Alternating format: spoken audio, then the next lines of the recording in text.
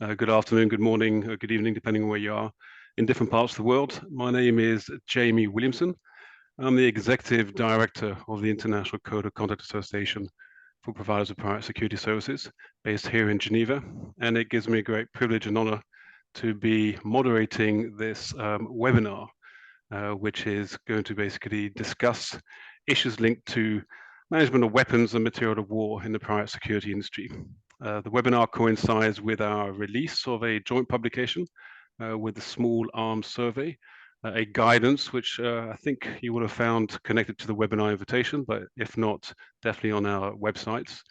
Guidance for private security companies on the management of weapons and material of war.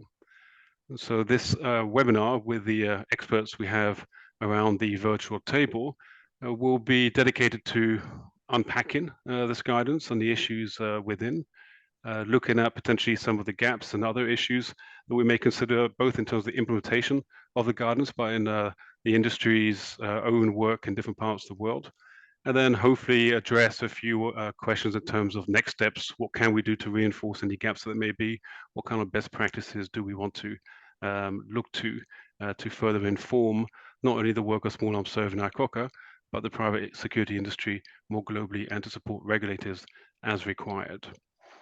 The chat option is open, so if you have questions that you want to put in the chat, please do so. Feel free also to identify yourself in terms of where you're coming from, in terms of background. There'll be an interactive session midway through this webinar, where hopefully we'll also generate more questions and answers from you, and there'll be a couple of polls in that regard as well. The bios of the speakers will be put in the chat as well. So I'm just going to introduce each of our speakers, and again, thank you to all of you who have agreed to participate. We have a fairly heavy schedule today. We have the honor of being in the presence of Sam Manabela Chauke, who's the Chief Executive of the Private Security Industry Regulatory Authority, also known as PSiRA in South Africa. Sam, welcome. Adrian Foster, who's a Strategic Project Advisor with Small Arms Survey. Adrian, welcome. Tom Mather, who's the Head of Compliance and Risk at ICoCA. Likewise, Tom, welcome. Paul Amoroso, Weapons and Ammunition Specialist, also at Small Arms Survey. Paul, welcome as well. I'm going to say welcome to everyone as of pure politeness. Manon Blancafort, Project Assistant, also with Small Arms Survey. Welcome, Manon. And last but not least, Theo Marais, Quality Manager with Gulf Shield Security in Iraq. So welcome to all of you for this webinar. We do have a fairly packed agenda, so I'm going to keep my comments fairly short, except to note a couple of points. The first is the guidance in this webinar comes after a number of years of work between ICoCA and Small Arms Survey on trying to unpack elements linked to the International Code of Conduct. The International Code of Conduct that ICoCA oversees is an international code of conduct which is effectively dedicated to raising standards within the private security industry in high risk or otherwise environments, or any environment where there's a potential for human rights abuses. And as you'll see during the various presentations, there are elements of the code that look specifically to weapons, material of war, and ammunitions management. And the work with Small Arms Survey, an expert organization in that regard, over the past few years, has helped us develop various bits and pieces, guidance, indicators, material to support not only our respective organizations on working on these issues, but also to help support the private security contractors aligned to the International Code of Conduct and working with ICoCA to have a better understanding of what are the best practices in this particular field. So it's been 3 or 4, I think, very productive years. I won't say much more than that, except to turn the floor over to Adrian, with whom we have been working, again, I think since the very beginning of this process, maybe even before the COVID days. And allow Adrian, in the sort of 10 or so minutes that you have, just to take us through a little bit that kind of relationship with ICoCA, but also some of the critical issues that you're seeing coming out of that relationship when looking at specifically issues on weapons, ammunition, and material of war. Adrian, the floor is yours. Thank you very much, Jamie, and good morning, good afternoon to everyone, wherever you are listening from, watching today. It's a pleasure and privilege to be with you all. The subject I want to dig into over the next few minutes is WAM, Weapons and Ammunition Management. And specifically, why WAM is on the first slide. Well, the code, as it says there, articulates the requirement under human rights and international humanitarian law for the responsible, responsible provision of private security services. And many private security companies, as you know, hold weapons. Not all, but most do. And keeping them safe, secure, and serviceable reduces the risks, breaches of human rights and international humanitarian law. And so the management of weapons and ammunition is very much an intrinsic part of a responsible provision of private security services. It's part of it. And that is what we want to talk about over the next few minutes. Next slide. So what is the start point in this on weapons and ammunition management? Well, the code already has some mentions of it. Specifically, between paras 56 and 63, it refers to the management of weapons. It refers to the management of the material of war. And what we mean by material of war is the supporting elements to weapons, everything from bullets to magazines. And weapons training it refers to as well. And we've swept that in. You might argue that's not necessarily to do with the management, but it was convenient to scope that in as well. But, and this is a big but, in the code as written, it's more about the what, but not the how. And what do I mean by that? Well, it talks about secure storage, but it doesn't tell you or anyone about how to secure things, giving details, specific details on that. It talks about verifiable and proper disposable. Once again, there's no mention really about how to do that. And so more guidance was needed. ICoCA had already identified that. We had as well. Guidance for private security companies, guidance as well for clients who are setting the requirements to be carried out by the private security companies. And importantly, that guidance should be based on existing weapons and ammunition management standards. There was no appetite for reinventing the wheel, coming up with new things. It was about complementing national and international laws and existing standards such as IATGs, Mosaic, PSC1, and a whole host of other things in the ISOs. That was the bedrock really around which we approached this, and to be modeled on the format of other ICoCA indicators. ICoCA for a number of years now has had indicators in a whole range of areas, but not on weapons and ammunition management. It made sense to model it, to fashion it in a similar style to those indicators. So that was our challenge. The phone went, next slide please. The phone went from ICoCA to the Small Arms Survey saying, can you help? And we said yes, because we were established in 1999 as a project of the Graduate Institute in Geneva, around 30 staff, experts, with a mission to strengthen the capacity of governments and practitioners to reduce the illicit flows of arms and armed violence. The next slide, please. And on that slide, you'll see that where we deal, we look at stocks and the flows of arms and ammunition. Bunch of very, very well qualified, highly capable researchers delve into that area. We look at the impact of illicit arms and armed violence and the measures and programs that promote security. And a lot of experts, ex-ATOs, those sort of people who get involved in that. 3 types of activities that we produce all the time: generating policy, developing tools, and providing training and other material. So it was no surprise when ICoCA came to us, and we were very grateful, of course, to be invited to participate. Next slide.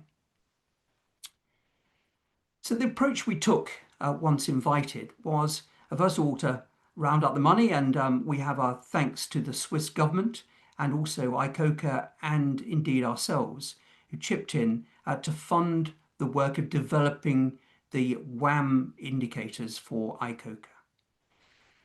To do this, we set about on a broad consultation exercise. 33 KIIs, key informant interviews, were conducted, lasting 1 to 1.5 hours each, mainly virtually, with private security companies, both large and small, certified bodies we spoke to, compliance verification entities, governments, insurance companies, INGOs, and academia. We really wanted to get a broad spectrum of views on where people saw this and where they were coming from. We also established a strategic advisory group, senior officials, both in government but also in INGOs and indeed in private security companies, to just give us a bit of guidance from time to time, whether we were on track, whether they felt we were looking at the right areas where we might be overdoing things. And we had, I think, in all 3 meetings by the strategic advisory group, and we very much appreciated their guidance. We wanted wide applicability in developing these indicators. They need to speak to both small and large private security companies. No good using terminology and just looking at companies who had a vast number of experts already on the paybooks to do weapons and ammunition. We wanted to talk about and produce something that actually spoke as well to those small companies who maybe just starting out in this area, who are actually having to double up on tasks within their own organization, something that could speak to everyone. It needed to be global. So we didn't focus in one particular region of the world. We tried to reach out everywhere. And land and maritime. Now, I have to say it was more difficult given the time to do extensive consultations with the maritime area. And we flagged that is probably somewhere we need to dig deeper in the future. But we did have a foray into that area as well as speaking to many land private security companies. We wanted to make sure as well that we looked at both less lethal as well as lethal. You know, some companies say, well, we don't have AK-47s, we don't have weapons as such or small arms, but they do have batons. And we did need to make sure that what we produce spoke to their needs and requirements as well. The inclusions, as I've mentioned already, we included weapons training, but we excluded the use of force. This was about the safe and secure management of weapons. It wasn't the utilization of those weapons. That had to be something different and separate. And private military security companies, called by various things, that was out of scope as far as our work was concerned. We were dealing with private security companies. Next slide. I thought you might be interested in some of the feedback we got from those conversations. A real sense from the private security companies, this is filling the gap. We want it. Thank you very much for doing this for us. We would like to do more in this area, but we don't necessarily have the knowledge, the skills to do it. So anything you can provide will be appreciated. But please keep it concise. We have limited time. This is one of our things on our list of things to do. It's not the only thing. So something that is concise, readable, gets to the point, we would appreciate. Another point was, hey, look, it's not just us. Make sure that it also speaks to clients. Clients set the standards for private security companies. And we even heard about a race that someone described as a race to the bottom, a danger of that if the standards are not high. And so clients they should be aware that the proper provision of weapons and ammunition management will cost, and the standards have a price to pay. But companies are keen to do that, but clients need to understand what that entails. And don't forget subcontractors was also a message. We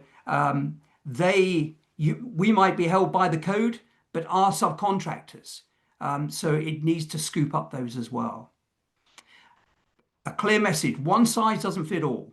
Some of the smaller companies will say, hey, don't write something that's so complicated and assumes we've got half a dozen people who are working in armories or on this sort of stuff all the time. You're going to have to produce stuff that actually means something to us. And another point I've listed right at the bottom was a number of people said, hey, if we do this and we do it correctly, this gives us an additional marketing advantage. We can go out there and in the commercial world and say that we are taking this seriously. We belong to ICoCA. We are certified members, and we are held to certain levels of standards on weapons and ammunition management. So there was a very much a plus point and an incentive there for doing this. Next slide. Adrian, you have about 1 minute left. Yeah, and I'm just rounding up. So those were the results. 3 sets of indicators we produced: management of weapons, material of war, and training. And they're now embedded on the ICoCA website, along with 5 WAM questions that are issued every year now by ICoCA as part of the CSA. Next slide. My final slide is taking this further. Where do we go now, having produced those indicators? Well, training material. Is there a need for training material to support this? And I think there's an opportunity this afternoon, and indeed beyond, to discuss that. And let's hear some views as to whether that would be appreciated. And the other point is that we produced a guidance document, the one that is on the slide now, and features as a take from the ICoCA website. And it's our latest product. What it is, it's a one-stop shop. It pulls all of that indicators work together into a short, informative, widely applicable document, which you can read. Just pick it up and read it. Builds on the indicators, but it gives a bit more on the why as well as the what and the how. That's done. We've produced. And now I'm going to hand over to my colleague, Paul, who's going to just walk you through a little bit of the content in that one-stop shop document, which tells you all about weapons and ammunition management, our latest product. Thank you, Adrian. Paul, I'm going to intervene before you jump in, if I may. I think it's just a couple of important points that you made there, Adrian. The question of the how was particularly important in terms of we have the code, we have the articles that go with the code. The references to maritime as well, and he flagged that. I think it's important. There is a conversation, of course, about weapons, ammunition, and material of war in the maritime sector, which is not as evolved as a land security situation. And the invitation you made to everyone in terms of the what next, I think, is particularly important. So we need not wait until the end of this particular webinar, but if any of you listening to the webinar have any particular ideas or any needs, feel free to jump in and put those into the chat, because we can then look at those as well at the end of the webinar or after the webinar. So Paul, I won't go to you first. I do apologize, despite the great introduction. I'm going to go to Tom, if I may. Tom, who's going to take the ICoCA piece in terms of he looks at compliance and risk within the organization, has worked closely with a Sworn survey on these issues. Tom, there were a couple of acronyms that did pop up, CSA, as well as questions that on indicators that Adrian touched upon as well. So as part of your remarks, if you could also sort of unpack those a little bit. And then Paul, I'll turn to you if that's okay. So thank you, Tom, the floor is yours. Great.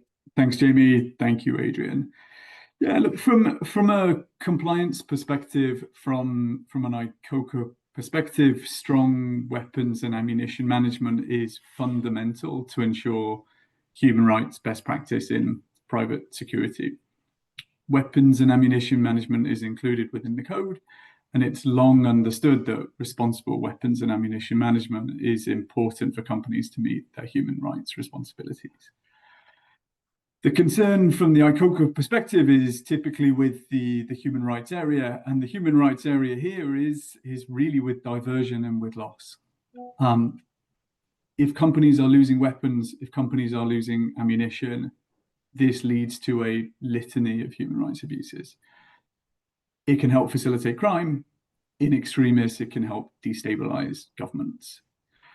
So there's a whole kind of knock-on impact of human rights violations which occur from poor weapons and ammunition management by private security companies. And you really don't need to look very far to find examples of private security companies which have had poor weapons and ammunition management, and this has led to an upsurge in criminality. And in addition to the human rights impact, it's just worth mentioning that the legal and reputational and cost impact for private security companies not to have strong weapons and ammunition management are significant. So we've focused on this area for a long time. Adrian's given a very good accounting for the work that we've done with Small Arms Survey. And again, it is an essential part of the code. It's a key part of alignment to human rights best practices. A lot of the work done has been, well, it's been done because of gaps which we have seen in this area. On our field visits, during our applications which we receive, during our CSA, the company self-assessment and annual monitoring tool which we provide to our companies, we often see concerns related to weapons and ammunition management. For the field visits, when we go and see companies, we will often see their armories. Oftentimes they're excellent. They're well run, they're well managed, it's evident. But sometimes they're not. And I should say that our visits are to both members and to non-member companies. And in some of the worst cases, we found cases where weapons are being held in unsecured cupboards. Our companies do a good job. There are plenty of companies which need improvement. There are plenty of non-member companies in particular which need a lot of improvement. And this is where that guidance comes in and will be particularly useful. In terms of the work on the indicators, this was developed with Small Arms Survey, a series of indicators which are basically a list of points which we want companies to cover in order to show that they are in line with the International Code of Conduct. Weapons and ammunition management is, I don't know, rough case, maybe 10% of the code. And we have a number of indicators which are derived from the work which we did with Small Arms Survey. So each year we ask companies, as Adrian points out, we ask them 5 specific questions related to weapons and ammunition management. But these indicators go beyond that. And these are used particularly when there are problem companies. We're able to use the indicators that have been developed to provide greater pointed guidance to companies so that they can better meet their responsibilities under the code. For companies, private security companies and multinationals increasingly recognize that weapons and ammunition management is a key area of focus. And it's key because, well, not only do they have to meet their own legal requirements, but they have to meet their own human rights responsibilities, which are often turning from the voluntary into the legal and the required. Multinationals are increasingly requiring robust weapons and ammunition management as part of their own heightened due diligence requirements that they are exposed to. This means that they are putting additional pressure on private security companies to align to best practice. So there's more appetite here. It's more appetite than there's ever been for specific guidance in this area. I mean, we receive requests for guidance on lots of different areas. We produce guidance on a lot of different topics for different audiences covering different subjects. But this is an area, weapons and ammunition management is an area where we've seen significant interest over the last few years. And through our own monitoring, we know that there is a need in this area. So in summary, weapons and ammunition management, particularly poor weapons and ammunition management, is a key risk area, and helping to mitigate these risks is core to the work of ICoCA. Thank you very much, Tom. It's a great compliment to what Adrian added there as well in terms of both kind of the risk element, but I think what was insightful from what you just mentioned as well was the kinds of things that you've seen as part of our field visits and where weapons are stored and what that looks like. But I think importantly, the questions related to the fact that we have the best practices, but there's a greater demand now coming in particular up the supply chain from the multinationals and clients looking specifically at these issues. So I'm hoping the guidance that's now being produced is going to help, unpack some of those critical issues, but also provide maybe that kind of checklist or support that companies need in that regard.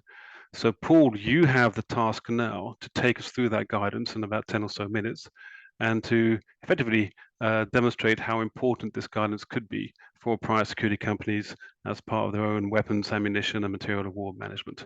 Paul, the floor is yours. Thank you. Thank you very much, Jamie. Good afternoon, everyone. As Jamie has explained, I am Paul Amoroso. I'm the Small Arms, Light Weapons and Weapons and Ammunition Consultant with the Small Arms Survey. It's a great pleasure as co-author along with Adrian of this ICoCA guidance to be able to present its contents in the next few moments to you. Shown on screen is the content page of the guidance. It's a succinct document aimed at the operational, not tactical level of weapons and ammunition and materials of war management. It focuses on the management of such items in operational use, those awaiting repair or disposal, as well as those who have been recovered by a PSC.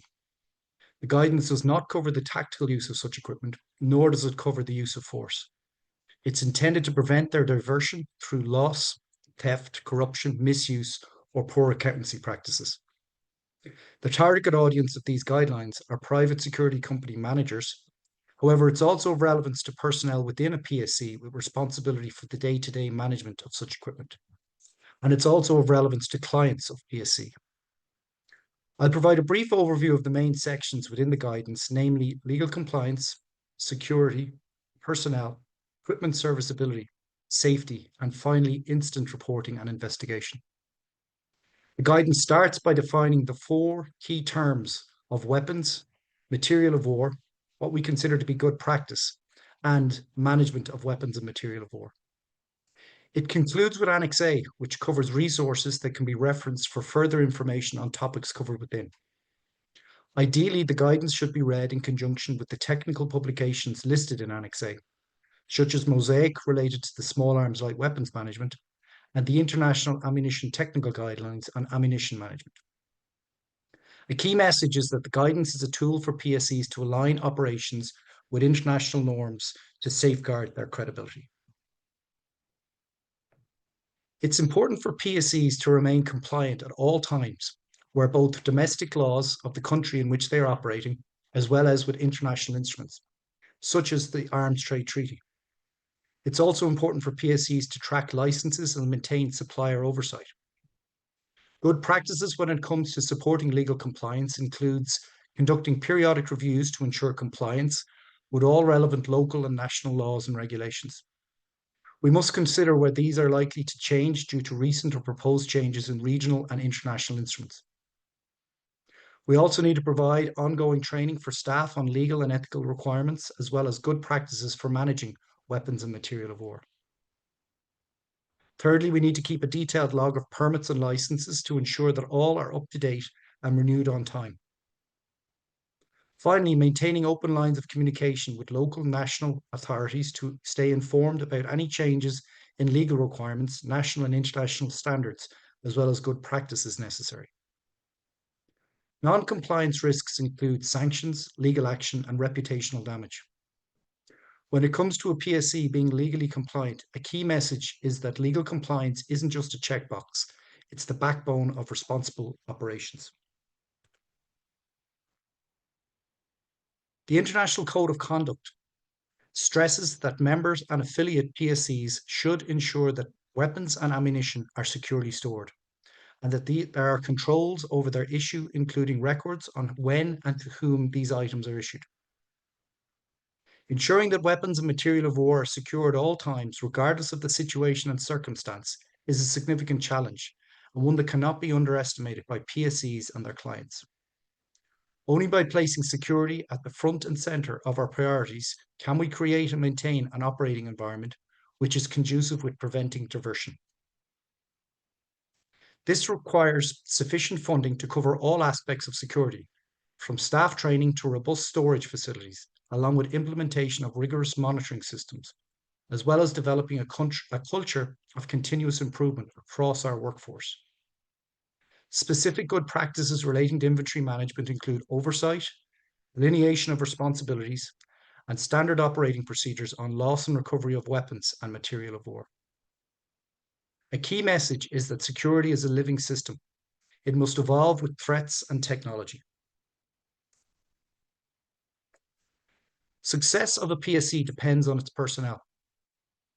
This is even more pronounced for certain staff, such as armourers and information technology or information management experts, who are directly involved in the management of weapons and material of war, as it is their work that is vital to safe and effective operations.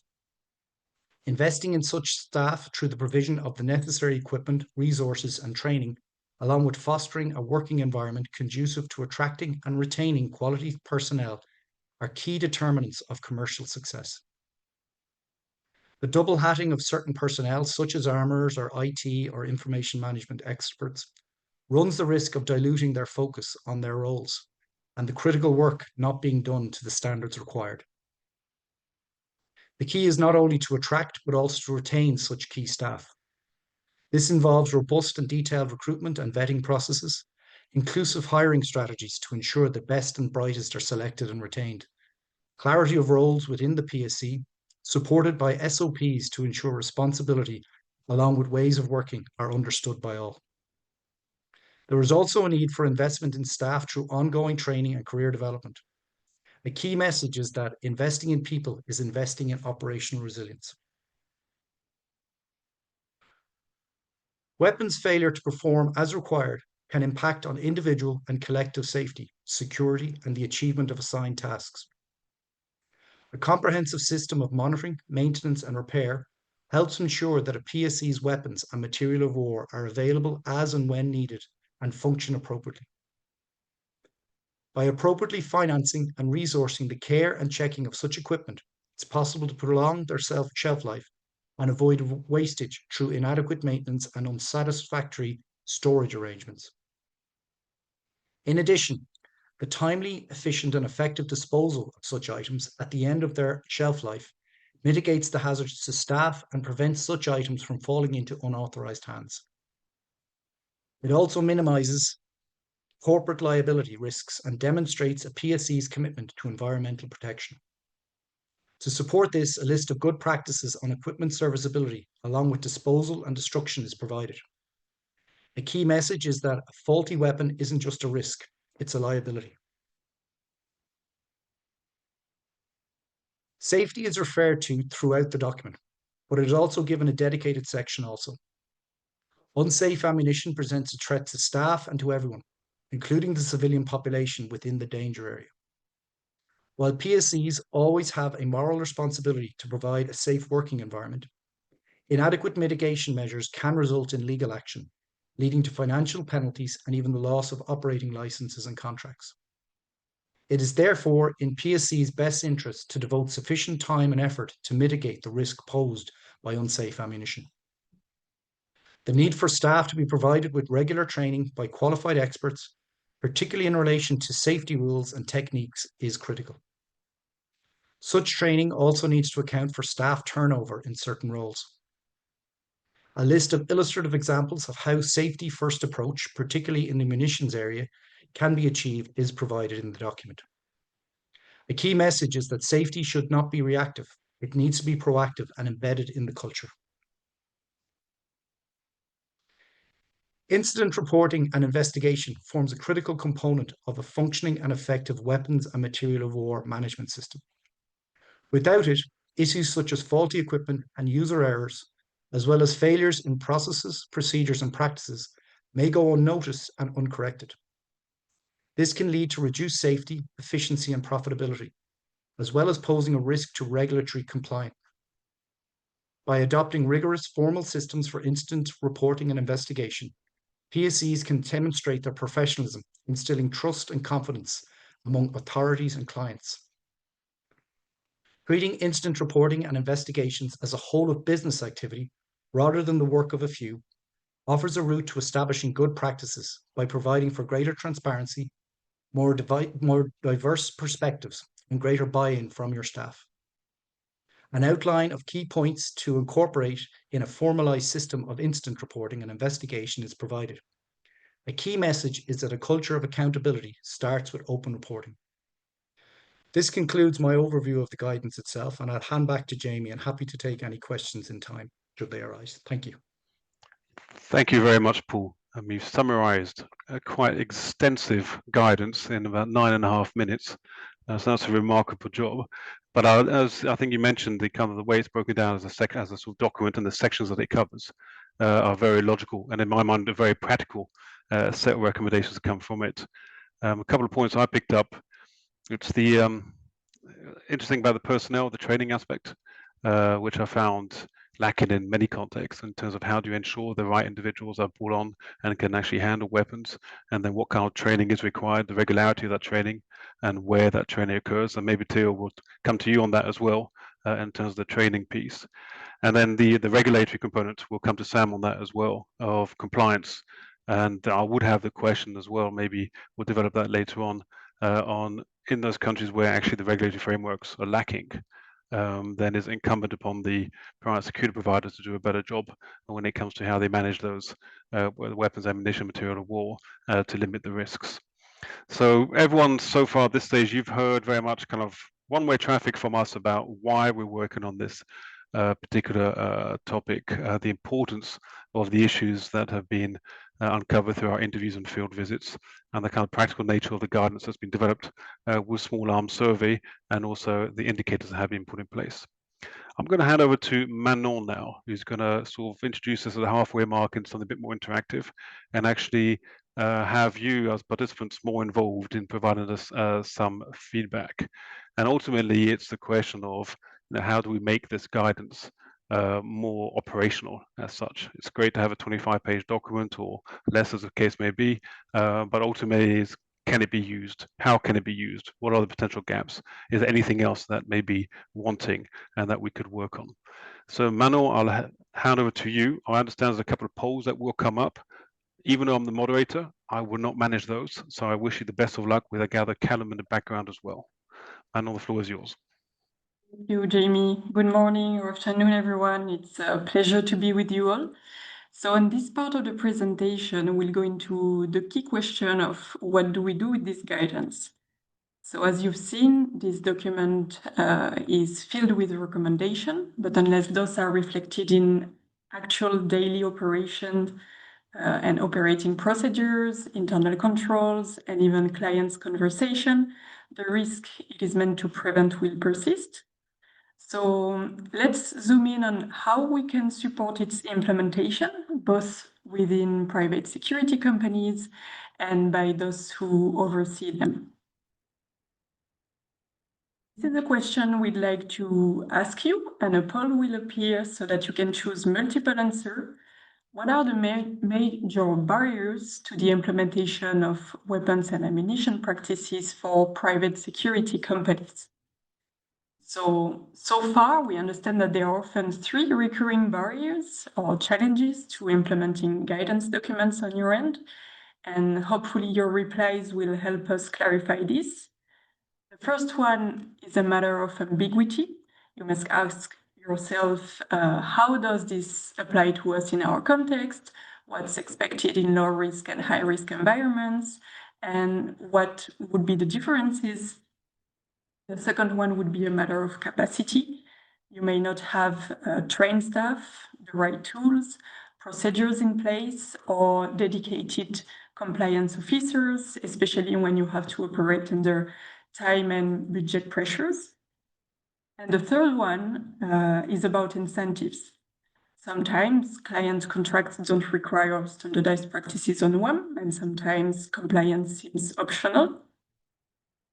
So I hope that you managed to reply to the first poll, because we're now going to have a little look at the results. Manuel, you may want to give just a couple of minutes, or let's say about 30 seconds more.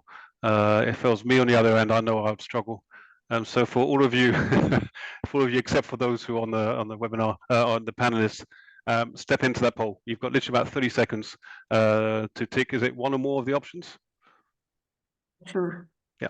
A reminder question: what are the major barriers to the implementation of WAM practices for PSCs? WAM being weapons and ammunition management. Have several options: the lack of clear national regulations and guidance, limited awareness or training among your staff, financial or resource constraints, weak oversight, or it can be about complex or inconsistent licensing or registration requirements. There could be limited coordination with state authorities or armed forces, a low prioritization of WAM within company management systems, or client pressure to reduce costs or speed up deployment on your end.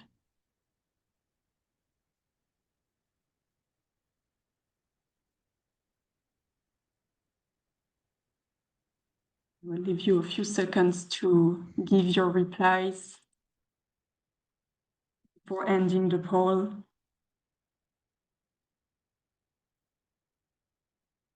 And then we can take a look at your replies, see whether you confirm these assumptions or not. So what most of you face as a barrier is more related to the lack of clear national regulations and guidance, but also weak oversight and the low prioritization of WAM within company management systems. Those are the top three. Thank you. Thank you for taking the time to give this feedback. So this guidance, the WAM guidance we're presenting you today, is a step toward clarifying expectations, offering indicators, and helping both companies and regulators build that current missing structure. But this is only a start, and that's why we need to check with you what are the barriers you're facing so that we can find entry points together as well. When we talk about entry points, we could think about three practical ways this guidance can be made useful. So first, it can support the establishment of internal procedures or standard operating procedures, SOPs. For example, it can be about updating weapon storage protocols, integrating traceability and record-keeping measures. This mostly means translating guidance into actual checklists, inspection protocols, and workflows that personnel can use, even in high-stress or low-resource environments. And we can have the means to adapt it from diverse documents reproduced in the past for public institutions. The second one is about targeted training. It opens the door for training and capacity building. Not everyone in a company needs the same level of details, but different groups can benefit in different ways. So for operational staff, training topics could be on safe storage, transport, etc. For middle managers, it could be on documentation, audits, and incident response. And this could also be directed to clients so that they understand what good practices look like and what to ask for. And the third entry point here could be a dialogue with clients and regulators. That the guidance can be a bridge, a common language between companies, clients, and regulators. So for regulators, it could help standardizing inspections or licensing conditions. For clients, it could support contract language, performance indicators, or expectations. And companies may even want to proactively use this guidance to demonstrate due diligence and act as best in class when it comes to international WAM standards. And here it echoes what Adrian said at the beginning about the marketing advantages of this.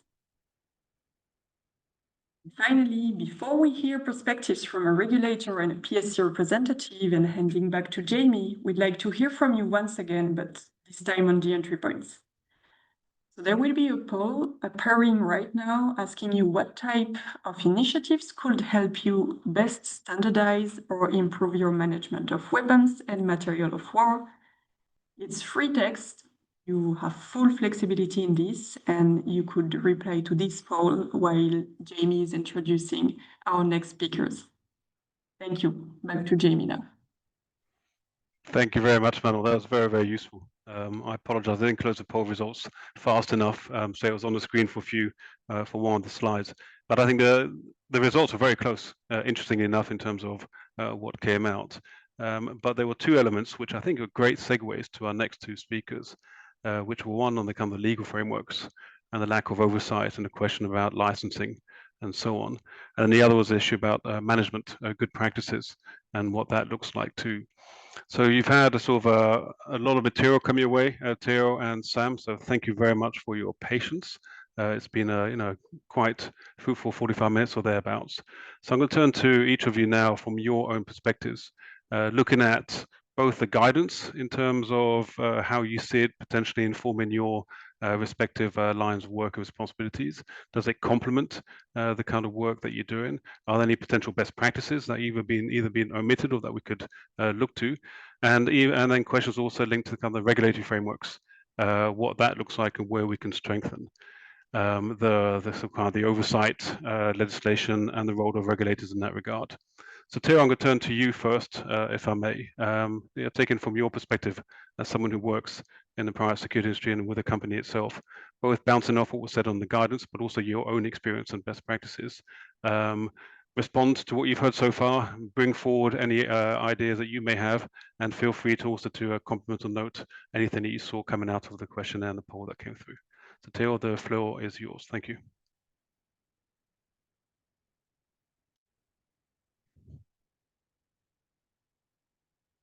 You'd have to unmute.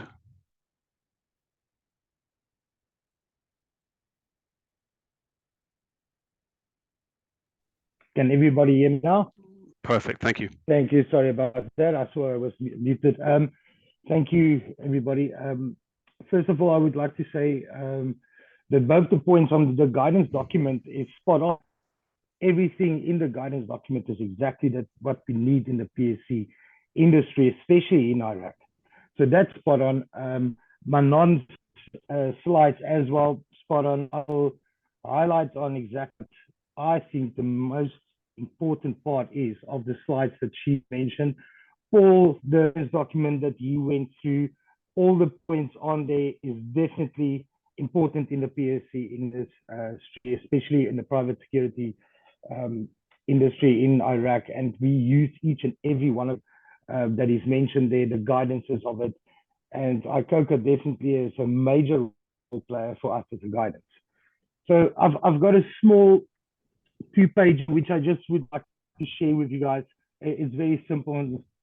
It's basically everything that you've mentioned, everything that's discussed now.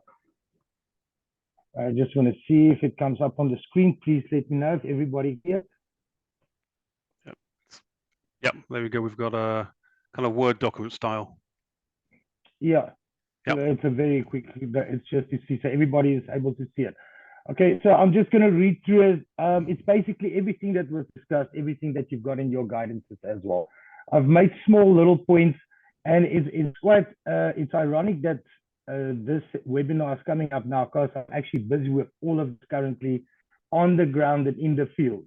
You can see the thorn in the roses at the moment because I'm going to tell you exactly what's happening.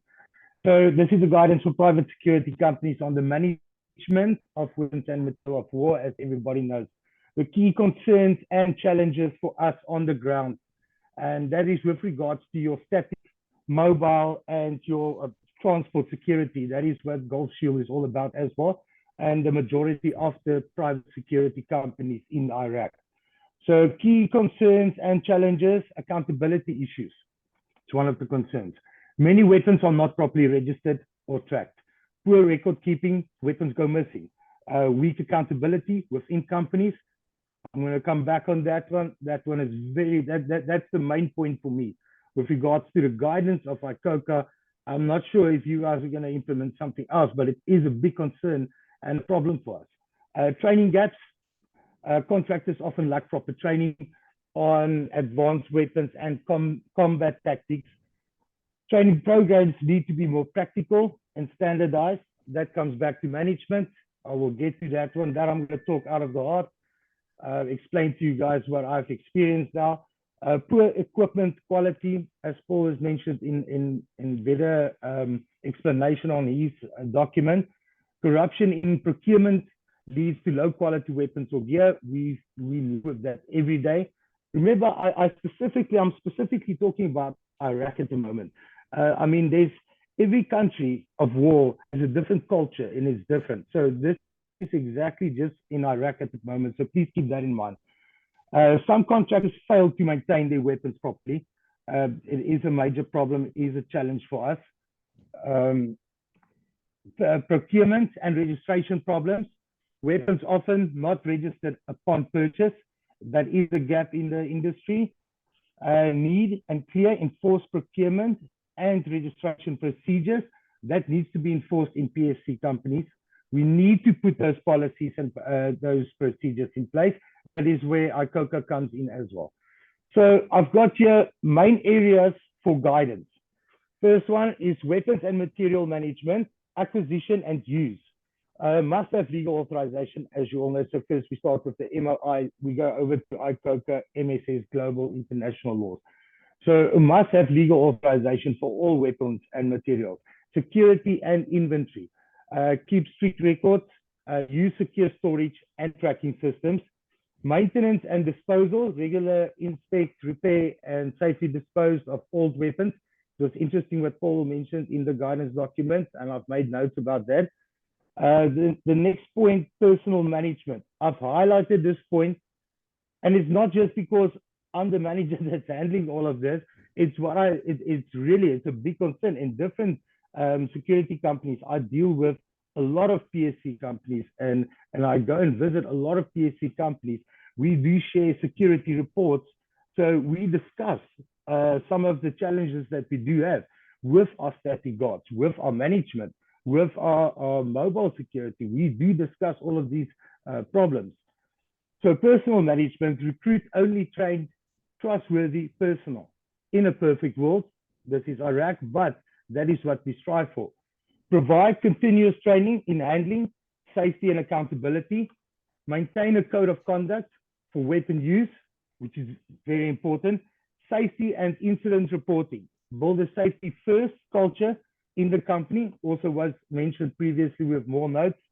Have clear reporting procedures for any weapon related incident. That's where your gap analysis, risk analysis, and risk assessment comes in.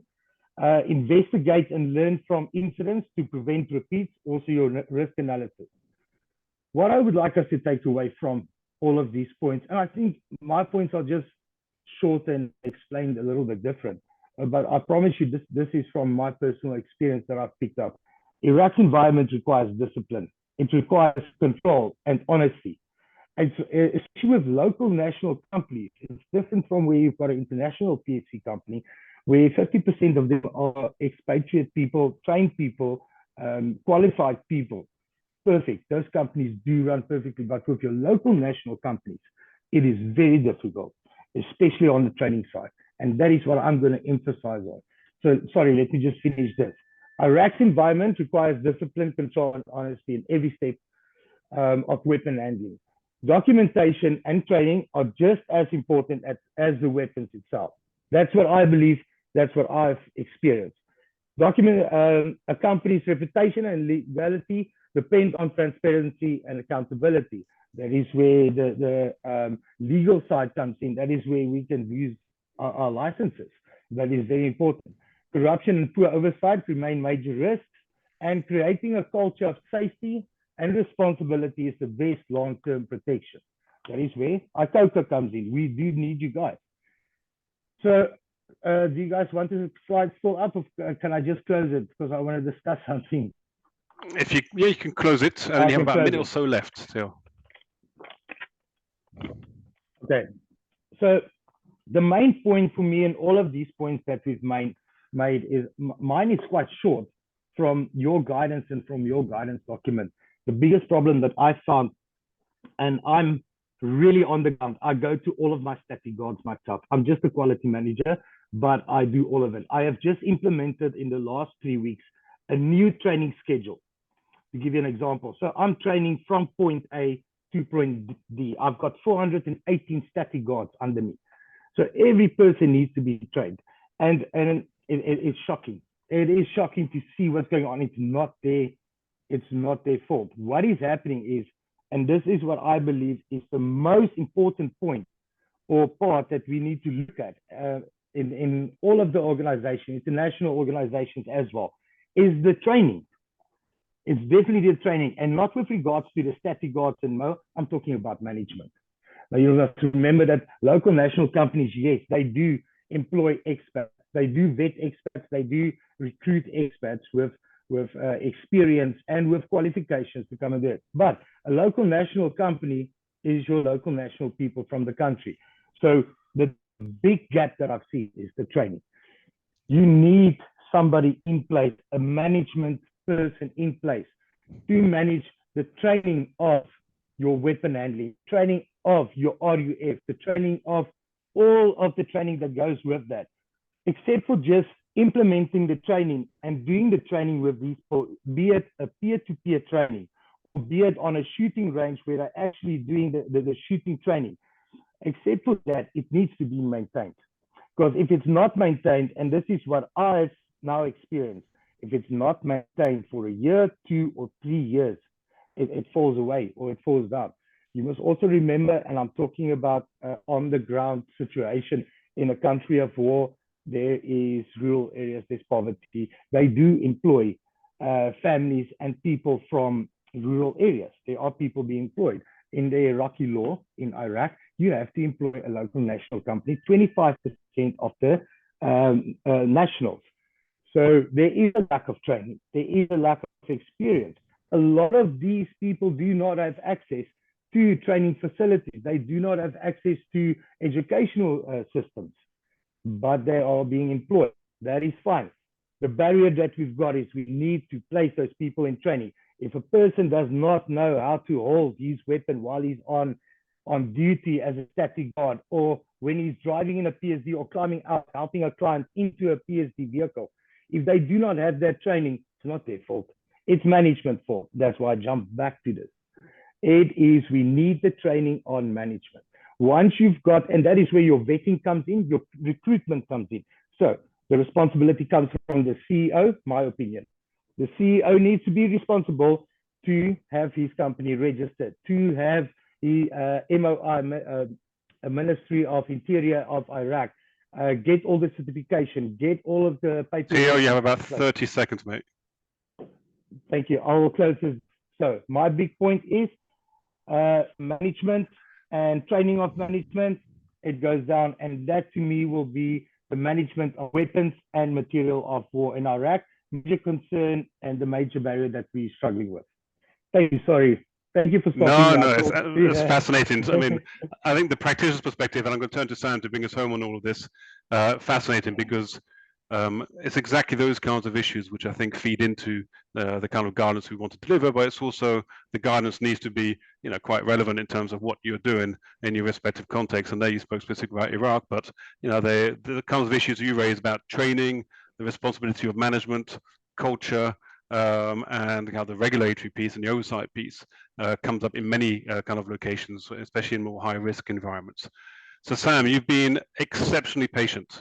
Thank you very much for listening to all of us at this stage, and so your opportunity also to now respond both in terms of what the guidance offers, but I'm looking in particular based on your role as heading PSiRA in South Africa, a country where there's a quite heavy private security landscape and presence, where there's plenty of weapons floating around, and where you have done a huge amount from a regulatory perspective to try to bring some sense to the landscape and put in place the right standards. So the floor is yours. I mean, I had a couple of ideas as to where you could go, but I think there's so much there that I'll effectively leave it to you to address the kind of key issues that you see coming out of that from your perspective as a regulator. And then after you, we'll open up maybe for a few Q&As if we have time. So Sam, the floor is yours. Thank you. Thank you, Jamie, and good afternoon to everyone. Good afternoon to our audience as well. Yes, indeed, I've been very patient, quite an interesting discussion in unpacking of the guidance. From what I've seen with the guidance and what I've analyzed is that we're not far off in South Africa. If I may start with where we are in South Africa in terms of what you've put together there. The guidance that have been put together, the research is quite very remarkable. I think you've hit on the nail of the very problems that we encounter on the ground, also from a regulatory point of view. And I also want to agree with the survey that Manon ran, the very first one.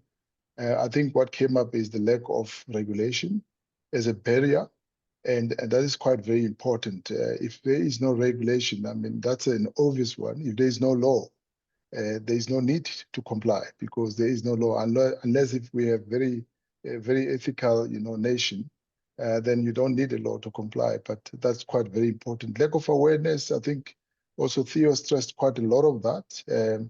It is something that we find also very prevalent in this industry from a regulatory perspective. And quite interestingly, from our side, we have actually mandated refresher training as well, which is something that came out of the guidelines as well. We have made sure that it is compulsory. I think, of course, the challenge is how do you monitor and have proper oversight whether it's happening or not.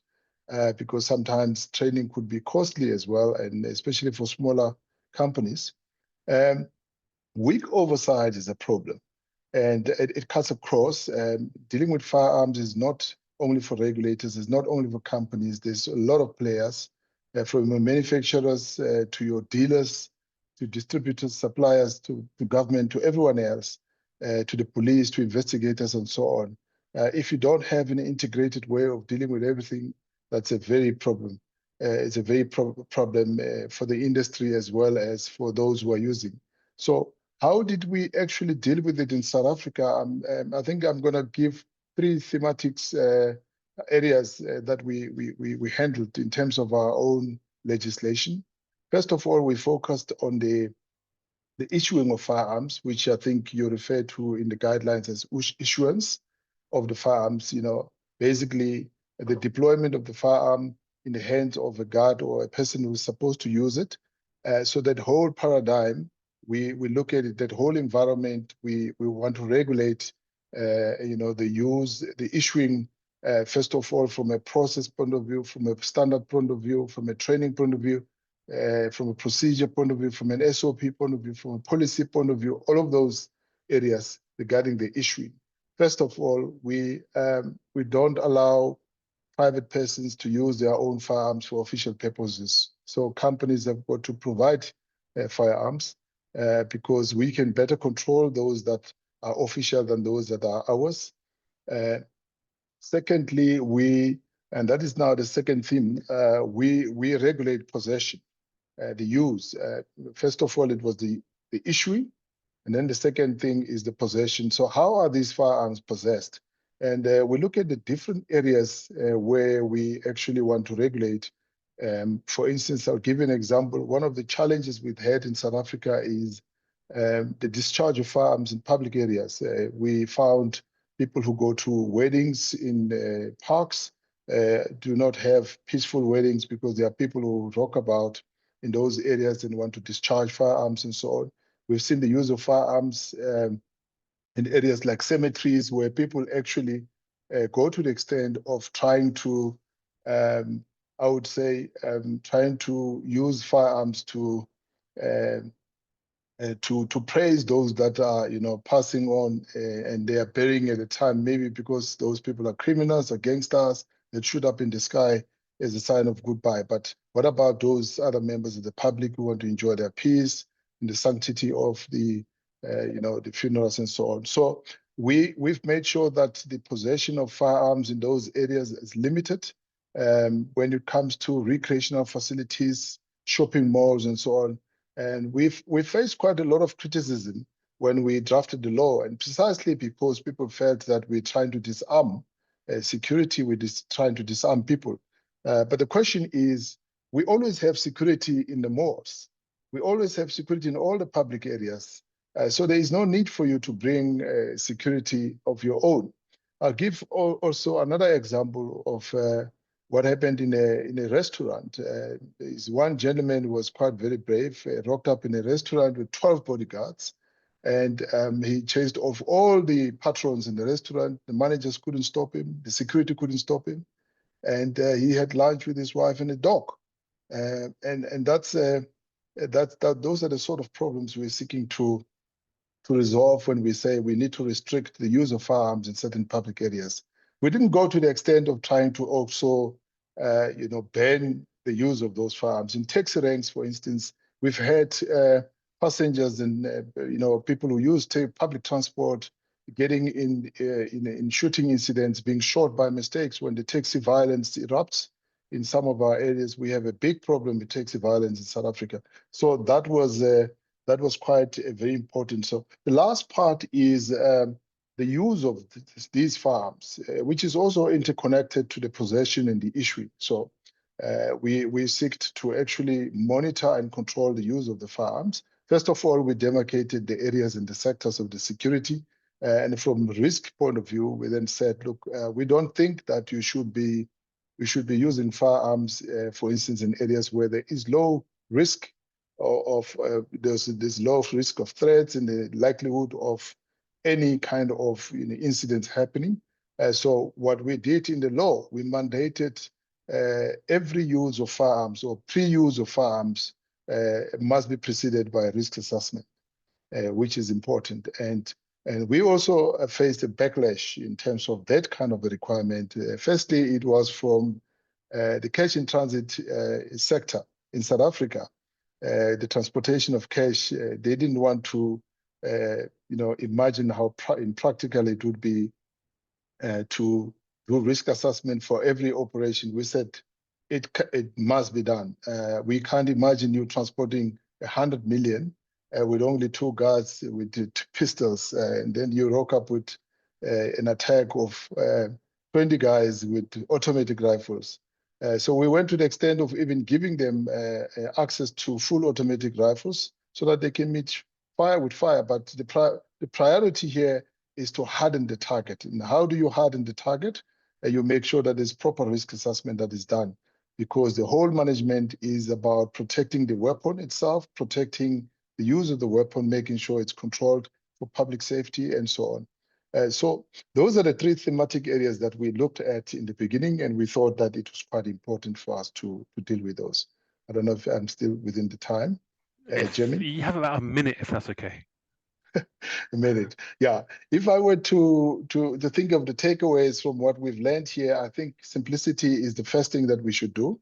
And one size is not fit all, should not fit all. And I think one of the observations was made because the primary, regulation is to start with the minimum and to think that not all the companies can afford to do that. I think that should be our takeaway for now.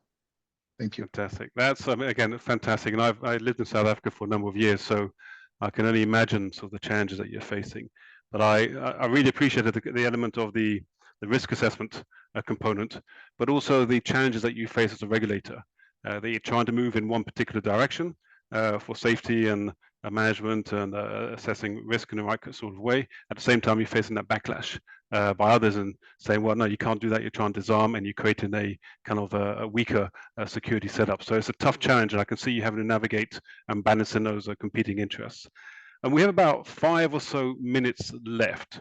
So rather than basically rolling out the questions that we had to come through, I'm actually going to go back to each and every one of you. You see in the Q&As, you'll have maybe a minute each max or thereabouts to pick on one thing that you saw coming out of their presentations of the guidance, practice, regulatory, as the case may be. So a minute each. It could be also drawing from the questions that you had coming through the Q&A, which have been answered in part in writing. So 1 quick minute. Adrian, I'll go to you first. Any 1 or 2 quick points you want to mention in those 60 seconds? 2 quick points. One is just on the response to the survey in terms of lack of clear national regulations and guidance. Just to emphasize the point that what we have produced sets some clear guidance and help for everyone. So if the national government is not providing, then turn to this document. It will help you. And who knows, others might follow, but it also gives you that marketing advantage. And the other point is, we made the point in the indicators and also in this latest document, this is equally applicable to non-members as members, aspiring members to ICoCA. Please look at this because it'll help you get on that pathway. Those are my Thank you very points. much, Adrian. Tom, if I still have Tom. No, I'll give Tom 2 seconds. No pick up from Tom. Oh, I do have Tom. Yeah. Yeah, sorry, video's gone, running out of battery and having to switch rooms. I think there's some interesting points in the chat here, in that there were a couple of questions around maritime security.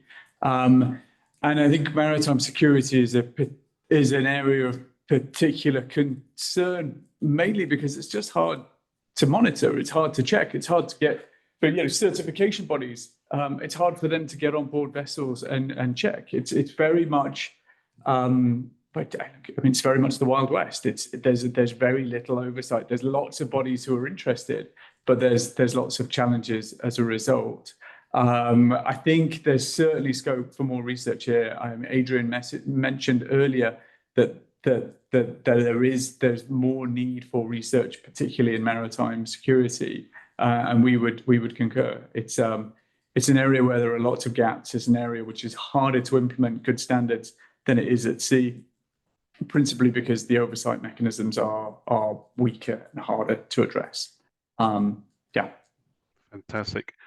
Paul, over to you. Thanks, Jamie. I think Theo and Sam really provided context there of what we're talking about and some of the real world experience and what we were trying to address. Looking at Sam, and the key point that I took away from his is the risk assessment processes. Basis of all good, effective WAM is risk assessment. We have to deal that we're never going to reduce it to zero. I'm stating the obvious. But if you are facing from a zero start, how we do WAM from a risk assessment perspective, the material is there in the guidance. Use that to actually build your risk assessment. That gives you the threads, the questions to ask, what to pose, what are your thresholds, and what is our risk appetite, and see what good practice is and build it from there. So keep it simple. And I would say risk assessment when it comes to WAM. So thanks, I'll hand back. Thank you very much, Paul. Mano, over to you. Thanks, Jamie. Just wanted to jump in on the question on floating armory, because we may share in the chat previous publications we have from 2015, which specifically looks at floating armories in the Indian Ocean and PSCs. So there may be relevant recommendations in here, or case studies at least. So we'll share it in the chat. Thanks for your questions. Thank you. Theo, over to you. You have to unmute again.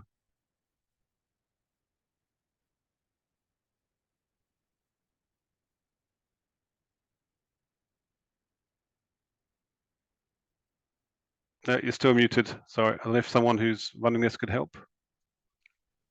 There we go. Yep, you're good. John? Okay, yep.